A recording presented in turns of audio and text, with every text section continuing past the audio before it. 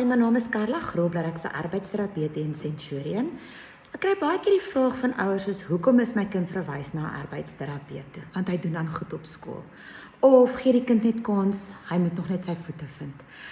Ons is so geneig om net aan akademie te dink as dit by kinders kom, maar daar's baie meer as net akademie. Akademie kognitief beteken nou kleure, vorms, kan ek my kind 'n legkaart bou, maar daar's soveel meer betrokke by kinders. Een van die belangrikste goede wat die basis van alle leer vir kinders is 'n sensoriese integrasie, waar ek na my 8 sintuie, ja 8, moet kyk en hoe dit input van die omgewing af inneem. Dan moet ons nog goeders kyk soos fynmotoriese vaardighede, inkleer, knip, teken, skoene vasmaak, knope vasmaak. Ons moet kyk na groot motoriese vaardighede. Speel my kind genoeg buite? Laat hy genoeg bewegingsinput kry? Laat hy genoeg diep drukking, propriosepsie kry? Laat my lyfie sterk genoeg is om stil te kan sit in die stoel? Dan moet ons kyk na dinge soos my liggaamskonsep, ken ek my lyfie?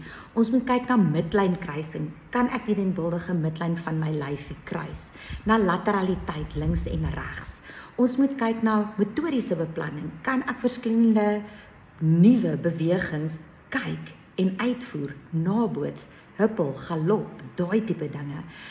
Dit is so kompleks. Dan kom daar nog emosionele funksionering in van, kan ek kritiek hanteer?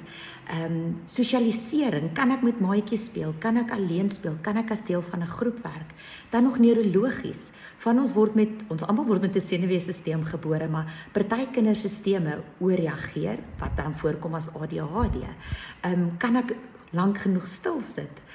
Kan ek instruksies volg en verstaan? Dan nog kommunikasie, reseptief verstaan kommunikasie, ekspressief staal kommunikasie, hieroor kan spraakterapeute julle meer leer.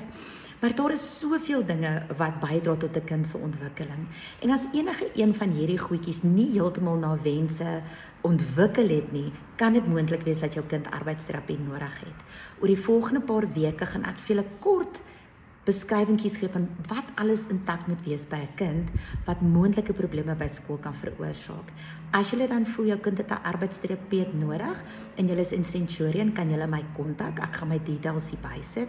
As julle dalk verder weg is, die OTASA website, OTASA, om 'n arbeidsterapeut naby aan jou te kry.